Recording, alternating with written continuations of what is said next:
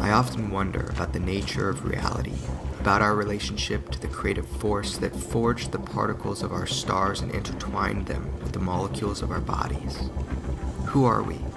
And where are we actually sitting within the architecture of our universe? Are we alone? Or is the answer simply stranger than we can think? My name is Jeremy Corbell. I seek to weaponize your curiosity, and if you're ready to suspend your own prejudice, welcome to the world of extraordinary beliefs.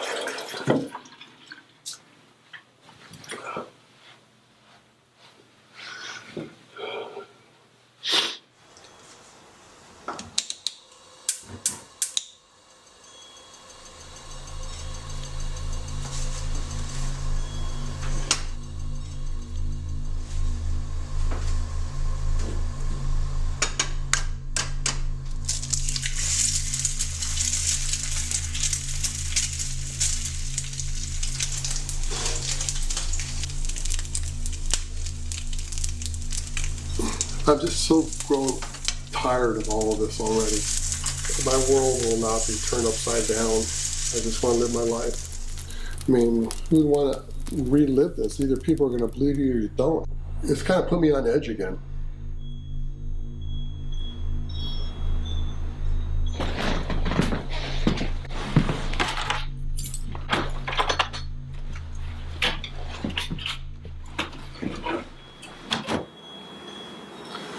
Dr. Roger Lear did confirm I was going to be patient number 17. So you're going to get this thing out? That's what he's telling me.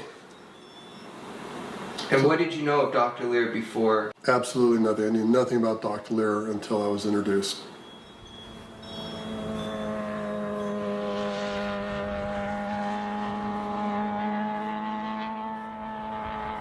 Would you consider your life to have been completely normal up until the point where you've engaged these people interested in your story? My life has been normal, but it did get thrown into a storm once I met these UFO folks. When Dr. Lear and his associates told me that this could be an implant, now it's all been brought back up to the surface. I'm wondering what I'm going to see in the shadows, or is there missing time? Is this scarier than hell?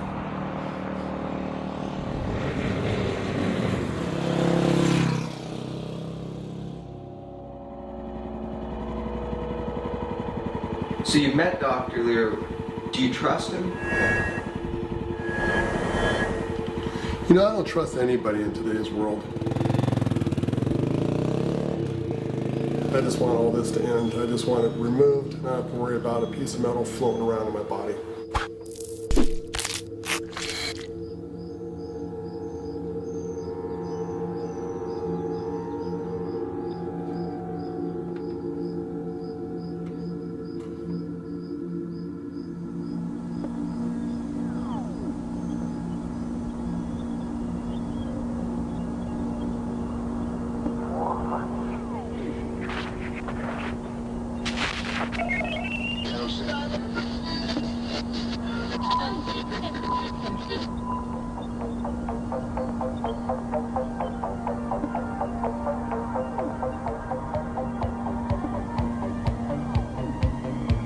Good evening, everyone. You're in the right place at the right time. This is Coast to Coast AM. We're going to be joined by Dr. Roger Leir, one of the most important leaders in the search for physical evidence in the field of ufology. As listeners to this program know, he's been on the program many times. He and his surgical team have performed all kinds of surgeries on alleged alien abductees.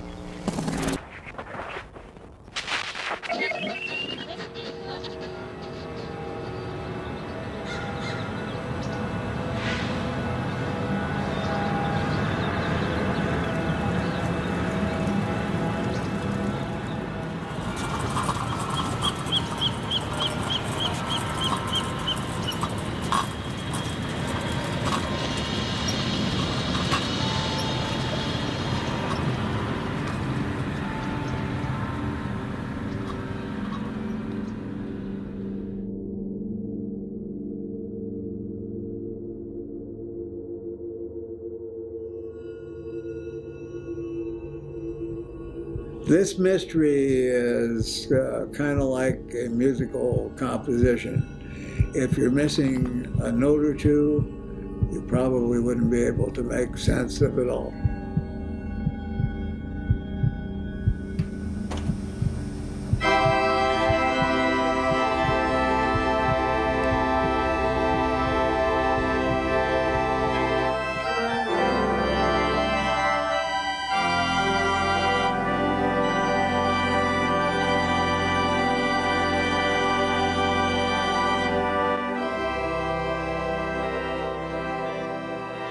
I was recently introduced to a surgeon who claims to remove implants, nanotechnology microchips embedded by aliens, non-humans monitoring our Earth. He talked about abductions, scalar wave transmissions, and a program to study or manipulate the human race. Armed with a patient, a scalpel, black lights, and a stud finder, I was eager to verify the authenticity of this alleged off-world implant technology. It's not broadcasting in this electromagnetic spectrum at all, but is using scalar wave technology. And then when we use our electromagnetic devices and pick up a radio wave, we're actually reading a harmonic. It would be right about here. I feel something vaguely. Whether that's the foreign material or not, I don't know. We've got the x-ray with us right here. If we lay it down on his leg, you can see this little spot here that shows through. Yeah. So it would be about here. So, sometimes you talk yourself into something. You're not sure if you really feel it or no, but you have to know it when you're going to do it. It's got to be right there.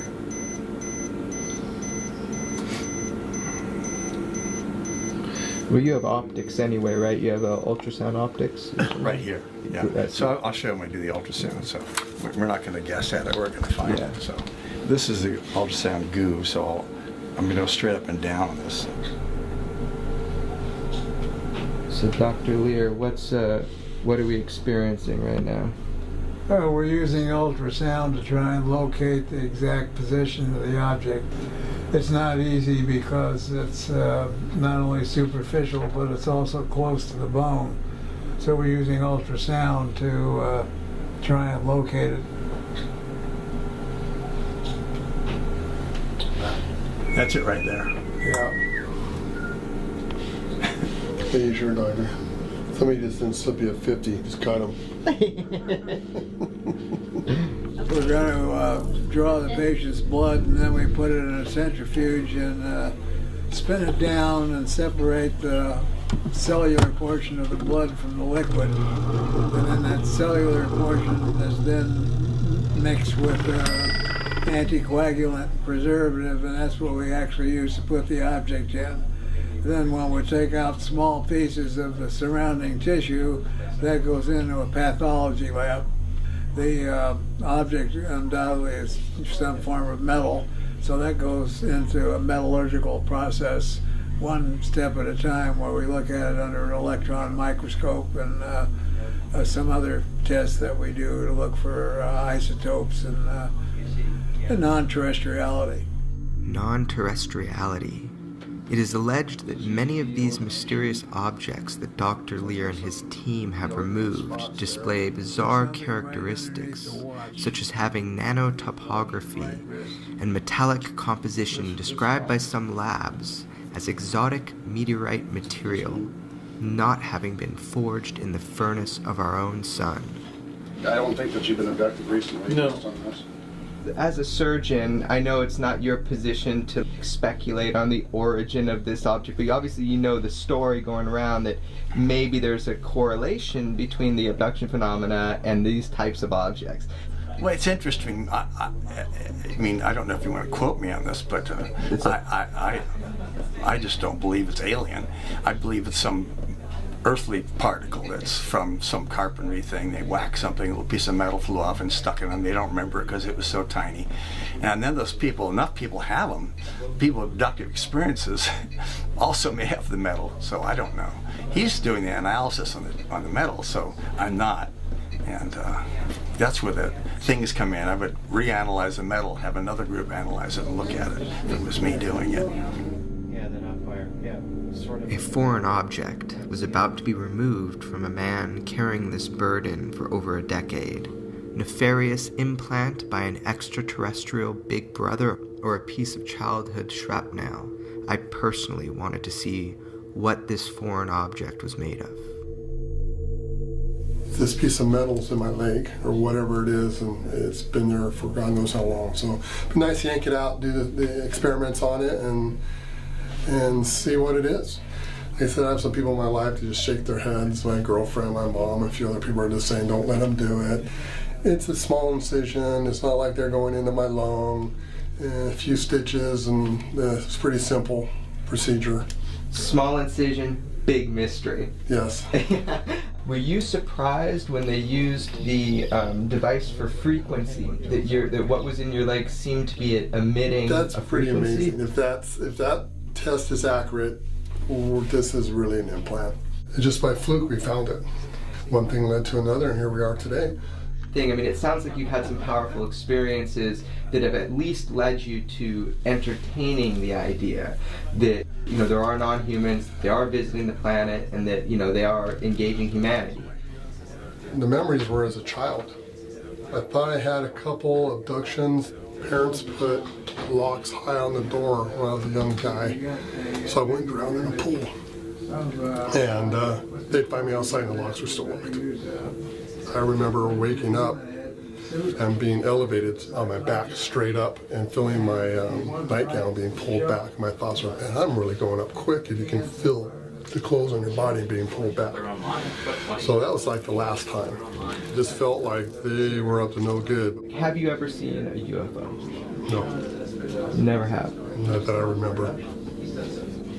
You There's no witnessed insanity in my family. I'm healthy as an ox. And this is somehow happened. That's my little incision. We spread it a little bit. And, the question is it next to the skin or is it next to the fascia? I think it's close to both. Probably. Well, I think it said it was subcutaneous, so it's probably between the skin and the fascia. We're going to use a little metal thing, see if I feel it click. No. Sometimes you can find them just by a little click. No. Usually, what was that? As I watched hopeful believers slice an opening into the flesh suit of a living man, I began to reflect on exactly what was going on. An alleged abductee, patient number 17, standing at over 6 foot 9 inches tall, was a human monolith, a force of nature, and like the old cowboys of past, an absolutely honest man. One of those people, soft-spoken, stoic, who was genuinely looking for answers to questions that have plagued him since childhood. And all I could think was, Click it over there. What the fuck is about to be pulled out of this man's leg? Can you see it? Little spot there? Oh yeah, there it Little is. black spot? Yeah, right there. That is it. No, it's a little bigger than that, see? So we'll get it with some of the surrounding tissue around it. No wonder it was so invisible on ultrasound. It wasn't very big. Wow. So that is the entire thing right there. I'll put it right here. Right there. We'll shine the light around it a little better.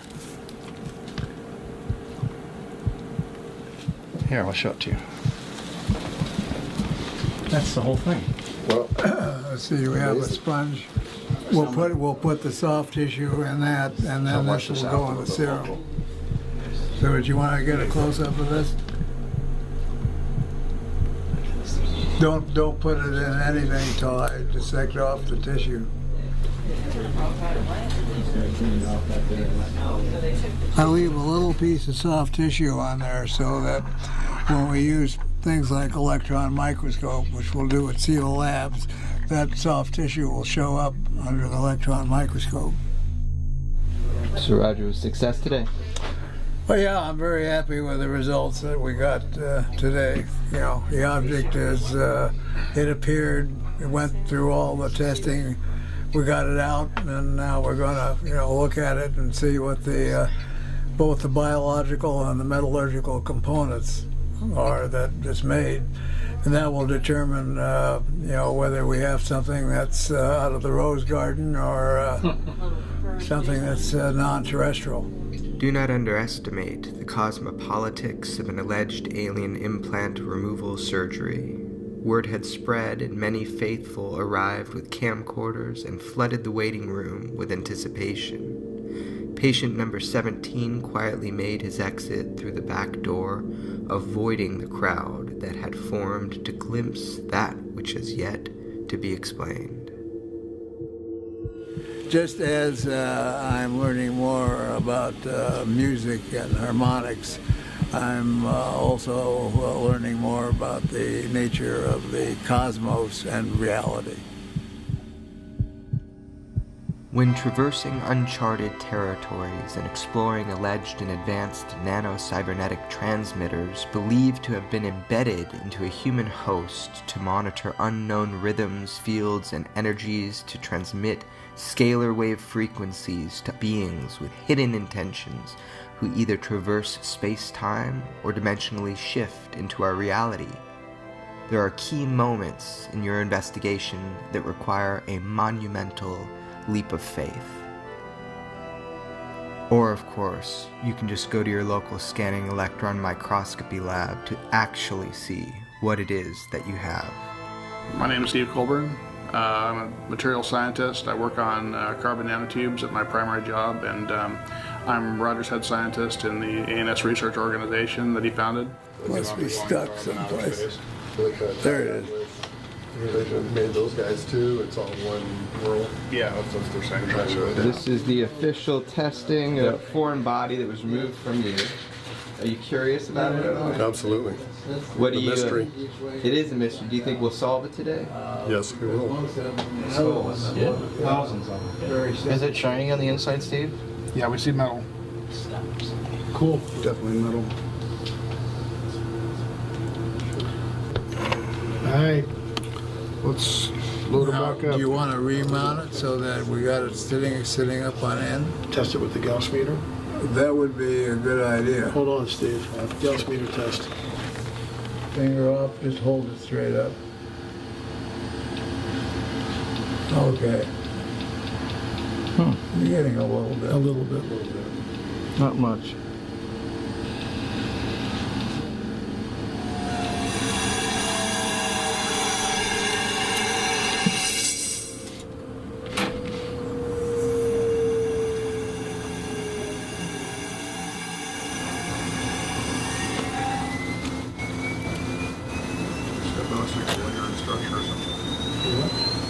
Check it.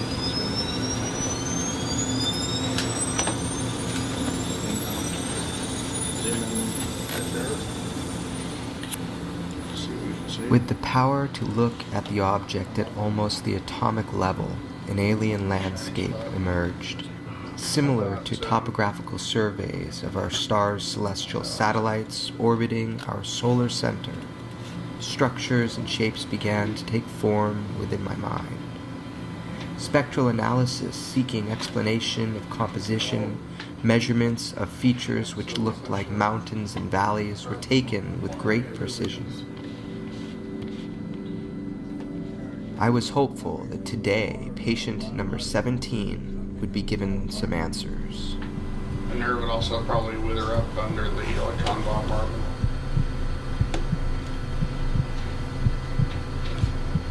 So Roger, is there anything that surprised you so far from today's analysis? Yes, that the visualization of something that may be a carbon nanotube at a low magnification is kind of surprising. And what would prove that it's a carbon nanotube? Well, when we look at the chemical components, which is the peaks on the screen, we can see that on that particular one, it's all carbon.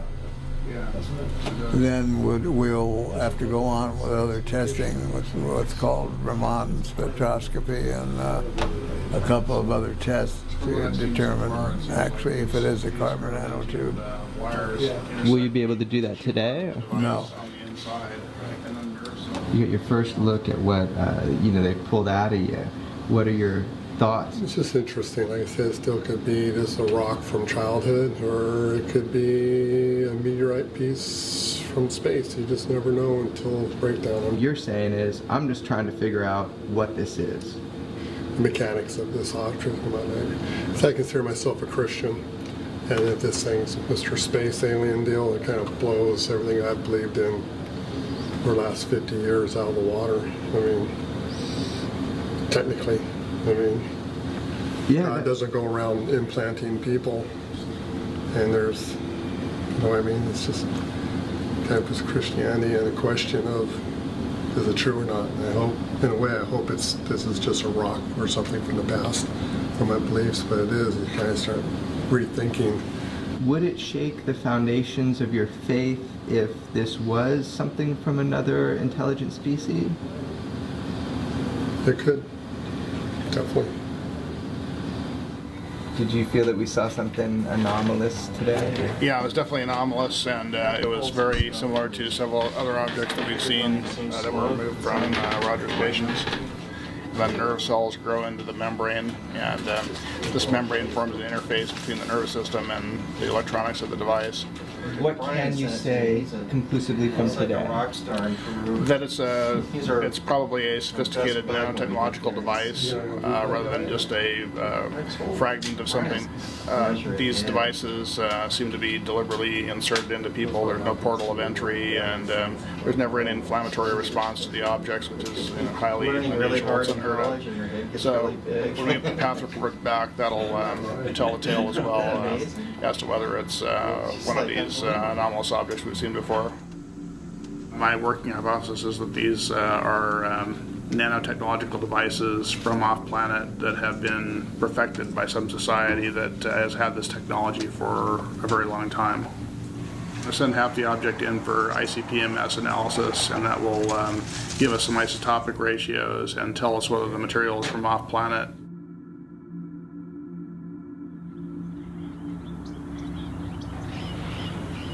I mean, everybody wants to squeeze every last bit of information out of every piece of evidence they can possibly get to try to solve the puzzle of what's going on.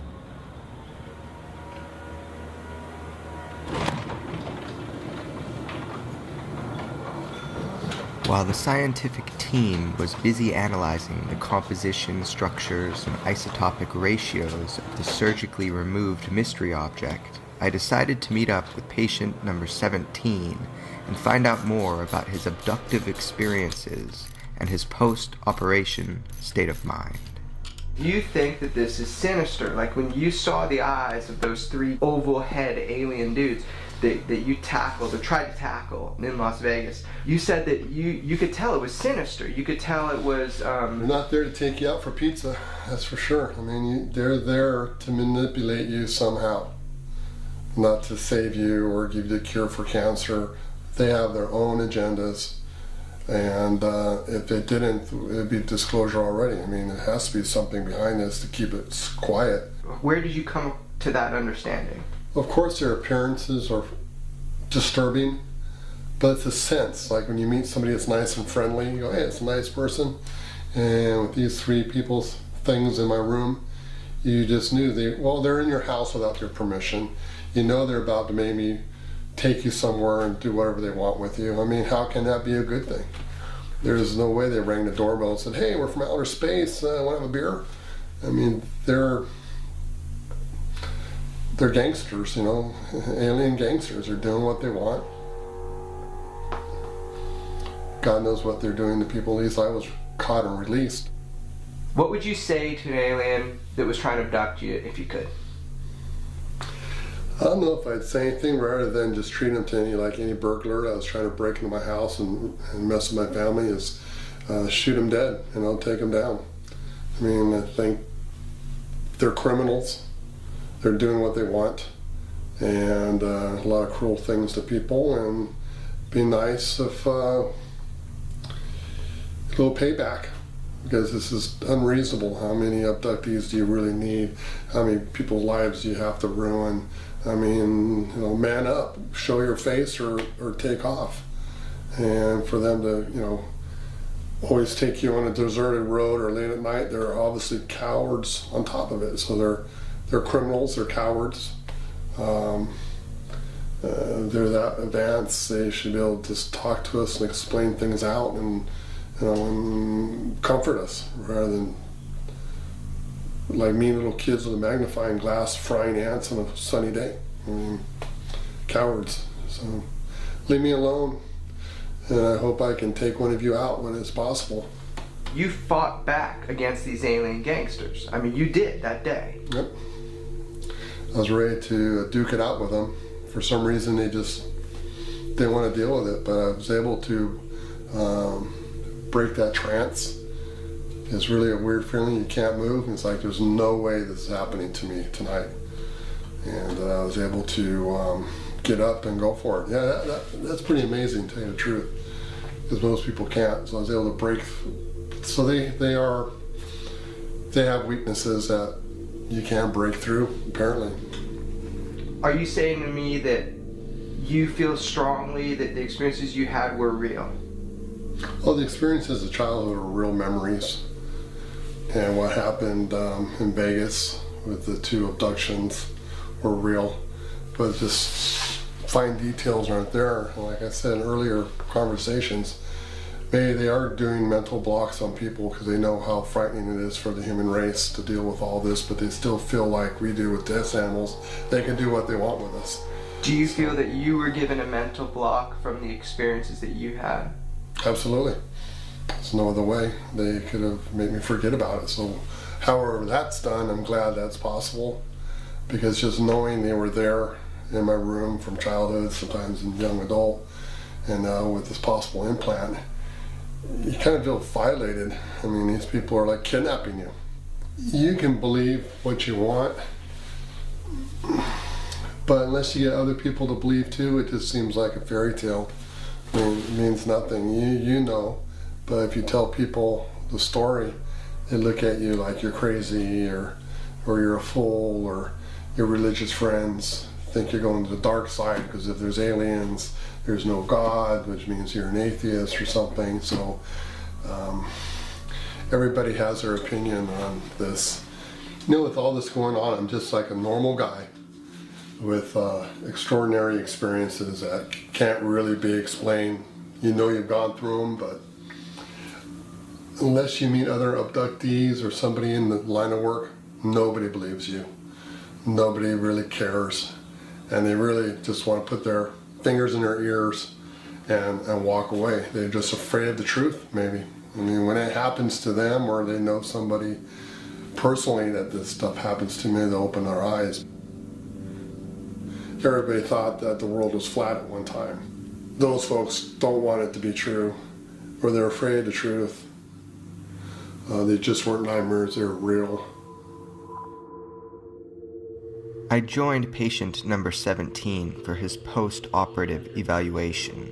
We were to confirm with X-ray that the entire foreign object was successfully removed and that the patient was healing properly. As Dr. Lear explained that the surgery was a success, I started to get the sense that patient number 17 was slightly agitated. I guess you guys haven't analyzed the material yet? Well, not any more than we did at Seal Labs. Mm-hmm. Not every lab does every test. But when I was talking to Richard, he was saying it's just a sliver of steel with cotton bits on it from the Band-Aid when they pull it out. No. We can see it completely devoid of metal. Post-operatively, let's see, about 2 weeks. And evidently we have definitively removed the object that was there before. There was no pieces left of the object, so it was removed what we call in toto, which means the whole thing was excised. You ever find a case where you put multiples on a person? We did 2 surgeries on the same day, and that gentleman had one in the back of his hand that was also a little rod, cantaloupe seed-shaped object, and then we had a whole string of them that were about the same, that looked like yours. So I could still be tagged somewhere else. Yeah. Just the memories I have already as a child, and even Las Vegas, a couple of visits was enough for me. I mean, it was just frightening to see these images. I mean, it's just frightening. I mean, you just know it's not of this world. Most people want to remember.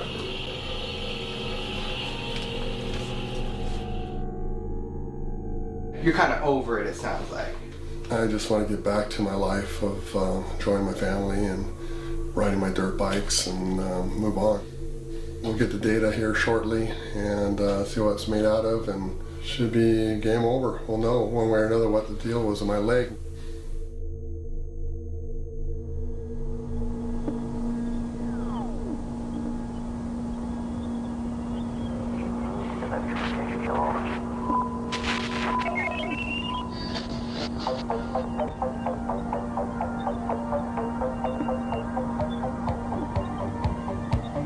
Good evening, everyone. This is Coast to Coast AM.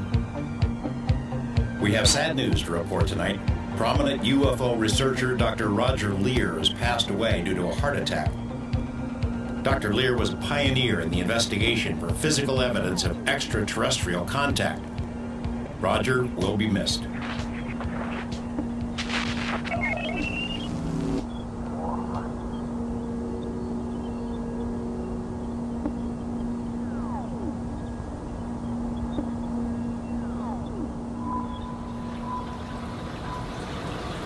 The isotopic ratios of most of these samples have been highly different from the isotopic ratios of earthly elements. The materials come from not only a different place in the solar system, but a different part of our galaxy entirely. This is a juvenile of that big one right there. They apparently turn dark when they get larger. And this is cryptocorn plant from the Amazon and Amazon sword plant, these three, and these fish are very aggressive. They'll eat each other given half the chance, so it's good to provide them places to hide from each other.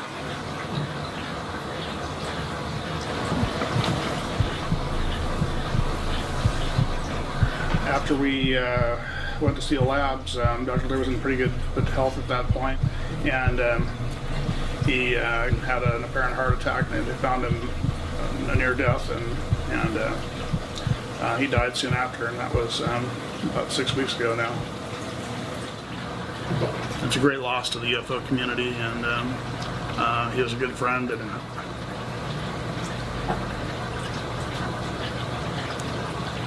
he was a good friend and a great research associate.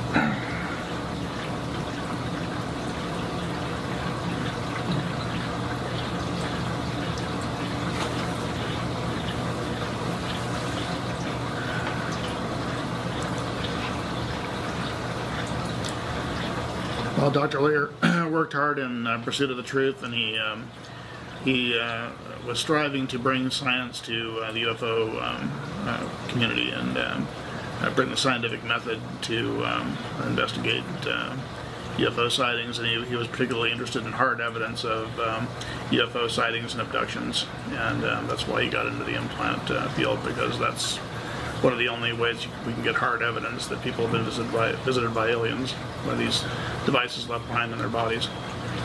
Do you still have patient number 17 sample? Yes.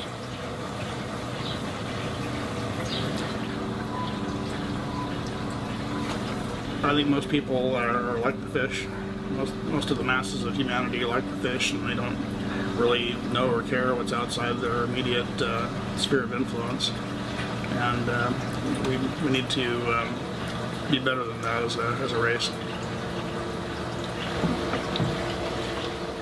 What are we looking to learn about patient number 17?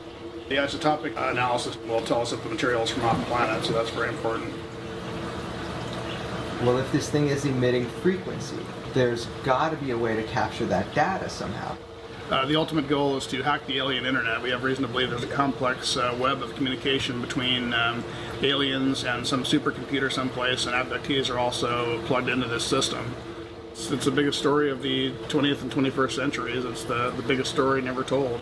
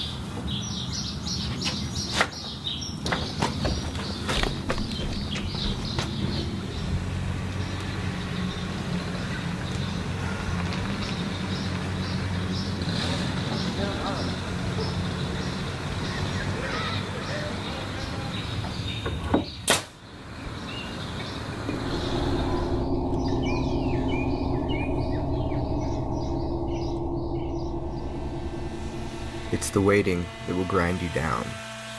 It's the slow wear and tear of the mental highway. If it's not true, you're crazy. If it is true, the implications are even worse. How do we navigate an experience that is real to us, but will never be real to others? Do we push it so far down that we can discount our own perception?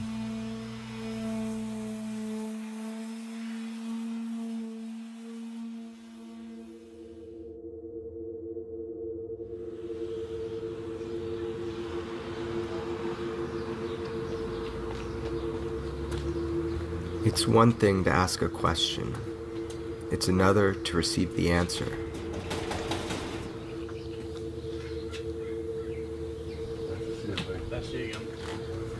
Is knowledge power, or can knowledge be fundamentally destructive? We've been waiting a long time to find the broad spectrum elemental analysis and isotopic analysis that you're going to be able to read for us, because we want to know, as patient 17 will often say, is this a piece of Tonka truck or just a rock from the ground? What was it that was taken out of his leg? And this should be definitive in some way of what it was that was taken out, if it's anomalous or not.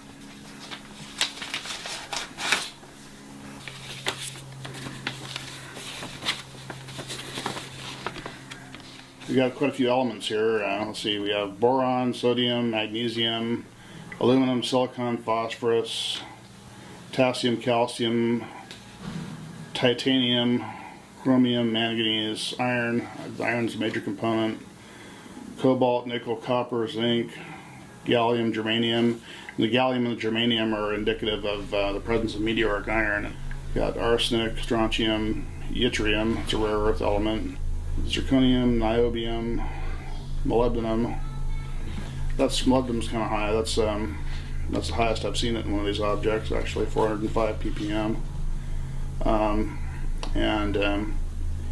We have some palladium, which is also indicative of meteoric iron. There's quite a few precious metals like palladium, platinum, rhodium, and meteoric iron. Lanthanum, it's also a rare earth element. Barium, hafnium, tantalum, tungsten, rhenium, thallium, lead, and bismuth. As you look at this, Steve, does it look like it's a cake mix of, they could have used this chemistry to build something here on the planet? I mean, could be a piece of steel fragment from something from my past? Yeah, it looked like it would be very strong with iron mixed with all these different elements. 1, 2, 3. We had 53 elements in object number 15. So seems kind of complex just to be a man-made thing. I mean, do chemists actually put this stuff together to make steel objects here? Yeah, this is a lot of elements. 12, 13, 14, 15, 16, 17. So we have a total of 36 elements here, so that is quite complex. Most industrial alloys don't have nearly that many elements in them. So I'd say this was an iron alloy with a significant amount of meteoric iron in it. Based on this, perhaps 25% meteoric iron, and then with that same biological hard part type coating on the outside. You say meteorite, is it like carbon like our whole universe is created with? Or, I mean, is that a common element? Meteorite? Meteoric iron, like they're the cores of planets that exploded. I think I'm still trying to figure out, you're the scientist, but what made that up that could have been in my everyday life instead of the implant? I mean, could that have been a piece of a nail, just ordinary rock embedded in my shin from the past? Well, one thing that would be good to do when we get more funding is to just take a regular nail and analyze it at the same lab and see what comes up. But I can almost guarantee you there'll only be about 4 or 5 elements in it, and it will not have a complex structure like this. So I don't think there's any way you could have gotten that from your ordinary life.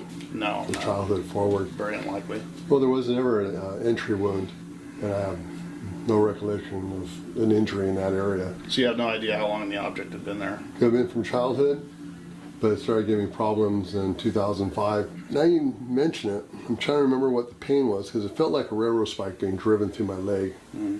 But I'm trying to remember the point of entry. It could have been in the line of the pain. I've been riding my motorcycles on mountain roads, and it would start kicking in the pain. And it took all my strength to stop the motorcycle and lay on the ground without crashing with the pain. So, and then it just stopped. Do you think the pain was to punish you somehow or to control you? Or? Well, they all know I've been a bad boy, but I have no explanation. The electron micrographs of the object look very similar to the corresponding pictures of object number 15, which that turned out to be a sophisticated nanotechnological device. You're saying, Steve, that this is a highly complex alloy. 36 different elements, some of which are rare earth elements. Yeah, it's got, for example, 410 ppm of yttrium. I mean, I know for a fact that no nail on the market's going to have that. There's all these different metals in it. They're highly complex. They were fabricated. They were put together. It would be highly expensive and probably difficult to make a single object out of all of these elements. Yeah. Some of which are very rare. Some of which are even toxic in small amounts. I mean, this is a very strange object in patient 17's leg that was taken out. Yeah, no doubt. Yeah. You've talked to us about the elemental analysis, but we also specifically got isotopic analysis. Every element on Earth, or most elements on Earth, have more than one isotope. Isotopes being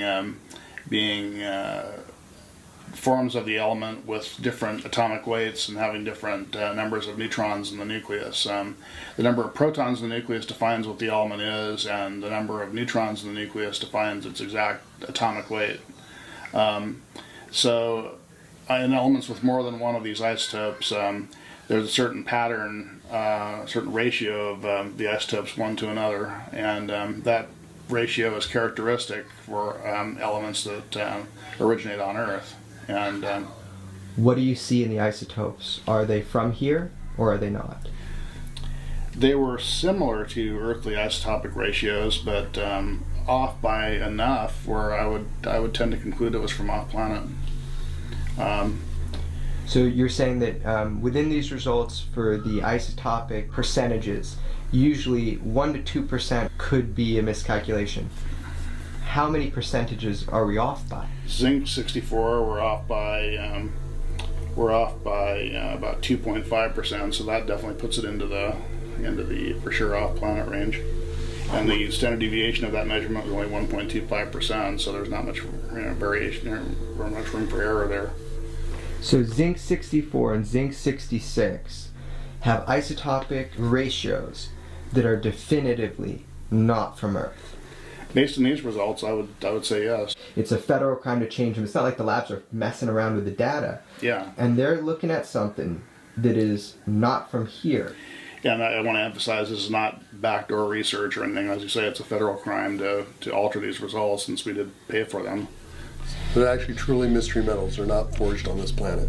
Not how do they know what it is? You could forge it on this planet, but the isotopic results are pretty indicative of being from off planet. So. Well, our planet's a meteorite. It's a chunk off of something, and then a meteorite we think is this little ball thing floating through space, but To get we're that type of actually a material meteorite. from the Earth, you'd have to drill into the core.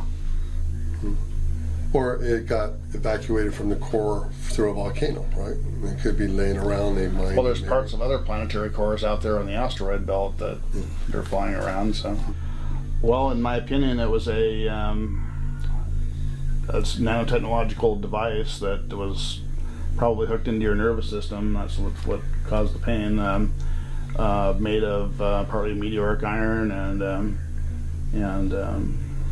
having a lot of odd elements in it. Yes, I'm still in a little denial because I wasn't expecting finding material in this object that's from out of this world. Not at all. Have you seen my report on object number 15? It's similar to your device, and I'll stick my neck out a little bit saying that this is probably a device.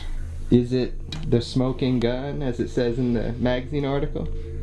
I would say so. I mean, we would need 100 tests like this to convince the entire scientific community, but based on the fact that we're just trying to do this on what to them would be a shoestring budget, I think we've got some really good results here, and I think that this is a strong indication that the object is from off-planet and a sophisticated device, and we need to follow up with some more research. I don't have any answers. I'm still a doubting Thomas on what this could possibly be, but I'm not jumping for joy because it just affirms that this whole story and this adventure is true, and it's just been a nightmare since childhood. You don't want it to be true. Not really. It's a pain, and you can't talk to anybody about it except for other UFO people, and you just can't even bring it up anywhere. The media has a taboo. It's like politics. Once people have their mindset a certain way, there's no convincing them. I mean, how does this make you feel? Are you surprised by these results? Yes, because I honestly thought it was something from the past. We don't have control over any of this. We're just being herded like cattle and tagged, and who knows what they're doing. It does require a period of adjustment, and it's a door that you can never close again.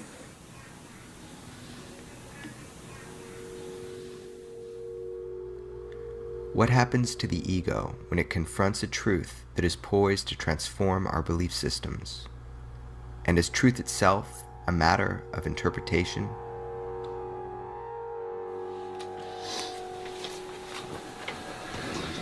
All right, you take care, Steve. You too. Good seeing you. Good to see you too. We're members of an exclusive club. You were patient number 15? Yeah. You never told me that. I didn't? No. Dr. Lear didn't want me to tell very many people that. I was supposed to be the scientist in his organization, but I went through the whole process. I lost my marriage over this whole thing, or at least that was a major factor. Yeah, it's been a big deal. I mean, I never would even entertain a lot of this stuff if I didn't have physical evidence that there's something going on. I've chosen to embrace it, in part to get better treatment on the abductions, and there's no sense fighting them. I mean, they're far too powerful for that. All you have to do is turn the mental control up to level 7 from level 3, and they can get you to do whatever they want.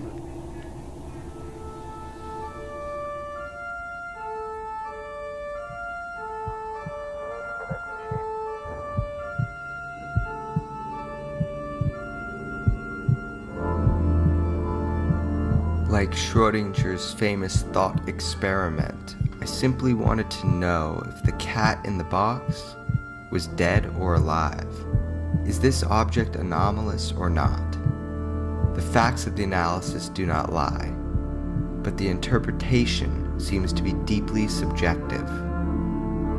The hard scientific line presupposed by the data is easily bent by the worldview developed by those who seek answers. Where was the doc when you needed him?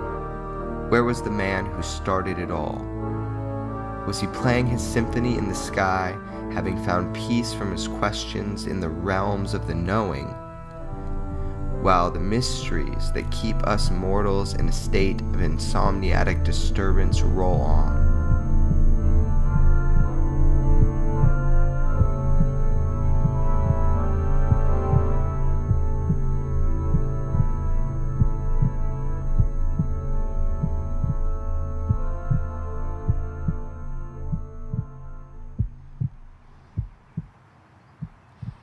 I just want to thank him for his understanding and his help and acceptance of this whole thing.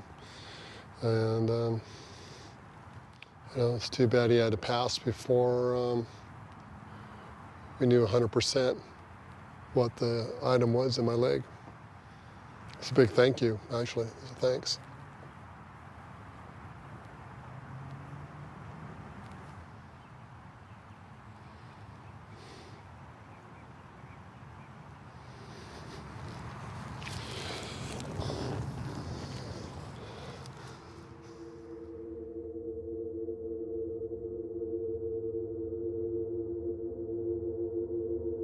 The next move was to get interpretation of the data from a scientist known as Nanoman, a military-funded nanophysicist who might be able to shine light on our seemingly anomalous analysis.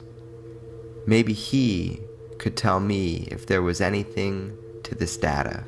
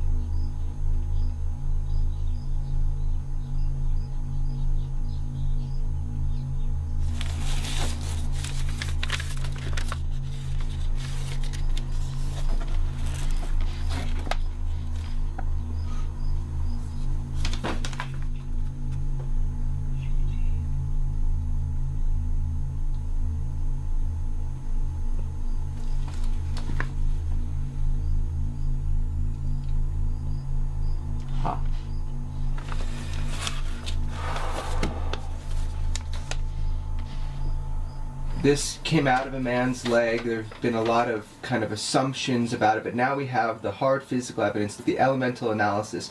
I just wanted you as a nanophysicist to basically look at it and... Yes. Is this a Tonka truck? No. This sample is not a Tonka truck.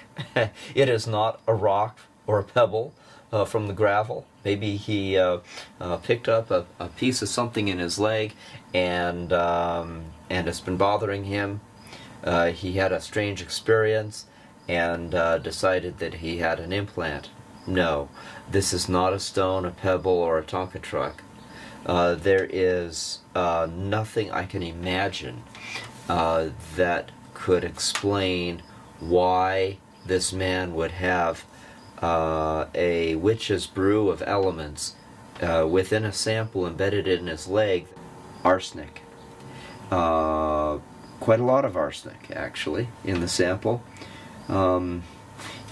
Yttrium is a material used in making superconductors. We have a huge amount of yttrium inside this, and yttrium is extremely toxic. Machining superconductors, you have to wear masks and gloves because the powder is deadly.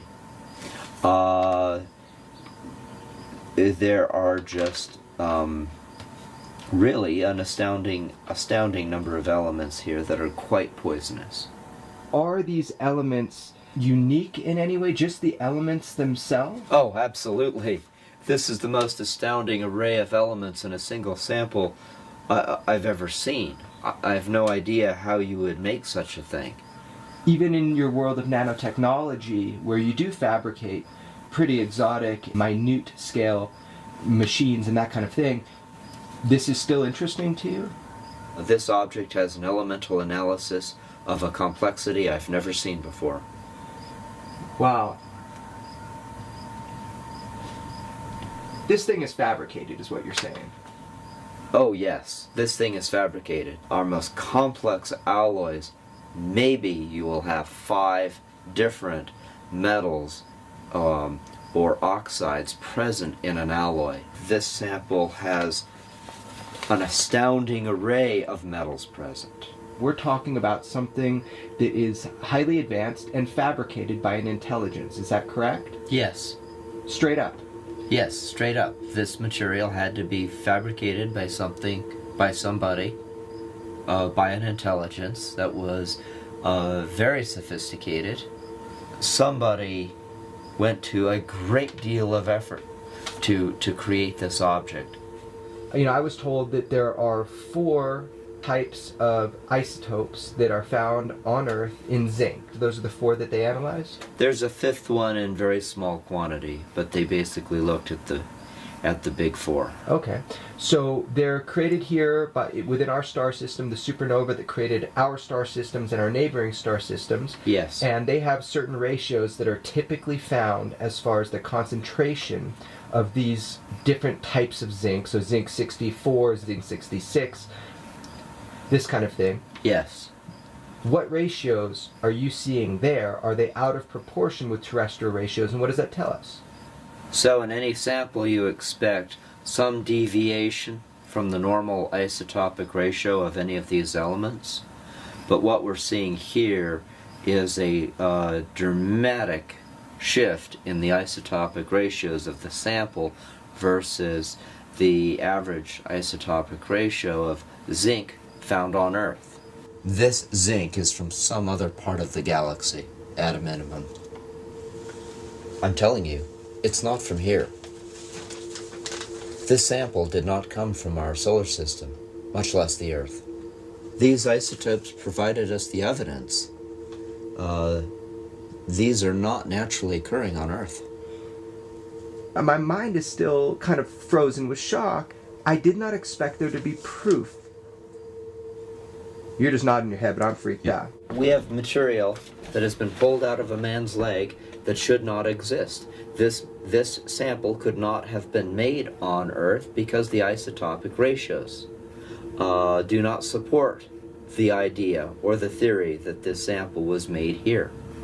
I mean, so you got the smoking gun, but it's in the form of an isotopic analysis. How do you make someone understand the implication of those numbers?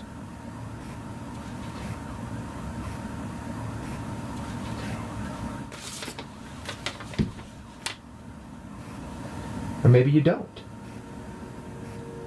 The $64 trillion question remains, how did these ratios get here?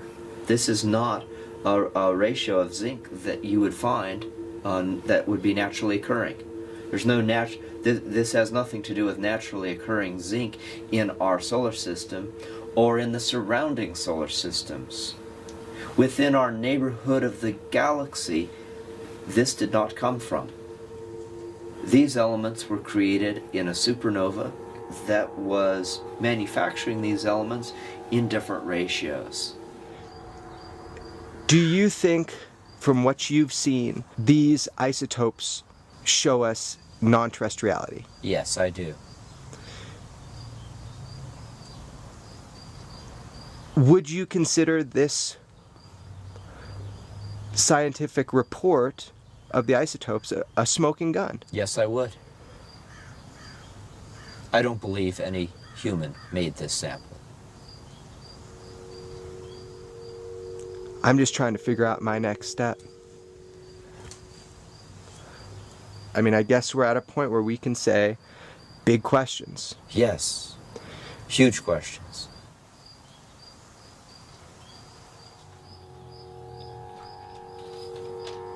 This is the most significant pieces of actual hardcore data we have ever seen in the field of UFO and extraterrestrial, that is, white world. This is the single most compelling piece of data that's ever been generated. So that's a mystery. But the implication of this is stretching my imagination.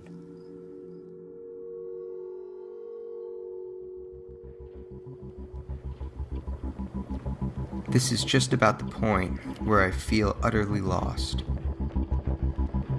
I've been investigating Dr. Lear's claims for almost a year now. It's been one step forward, two steps back. So here are the facts. Patient 17 had a strange object taken out of his leg. It was analyzed and interpreted by Dr. Lear's team. They believe the object is proof of advanced non-human intelligence engaging humanity. Patient 17 and I are less convinced. I called the lab, and they stood behind their results. When I asked them if the isotopic results were consistent with non-terrestriality, they quickly admitted that errors can occur. I presented the data to the head meteorite specialist at UCLA, and he basically told me that we would need more tests to determine the object's origin. Innumerable scientists, from material specialists to nanotechnicians, have interpreted the data, and it's a coin toss. Some find the composition anomalous, others say it's what you might expect to find in a common alloy. Most simply say, we need more tests. With Dr. Lear gone, our only hope to further this case is to get our hands on the sample and continue the quest. This has proven to be a challenge.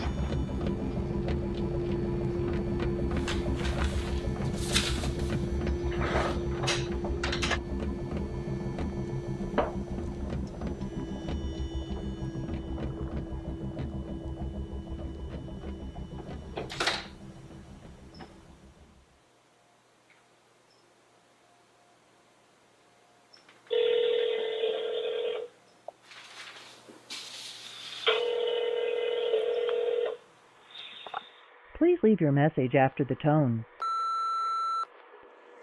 Hey man, it's me. I've been trying for months to get a hold of Steve. He's changed his phone number. He won't answer any of my messages.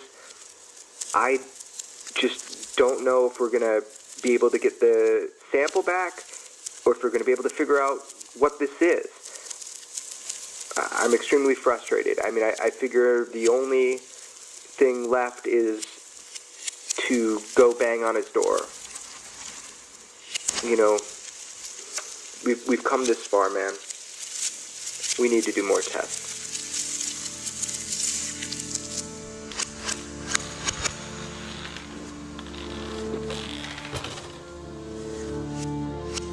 It seems that we each have front row seats for this cosmic symphony. An ultra-dimensional theater where we are observers and participants. We are actors on this multi-galactic and incomprehensibly mysterious stage, and the price of admission is simply your own curiosity.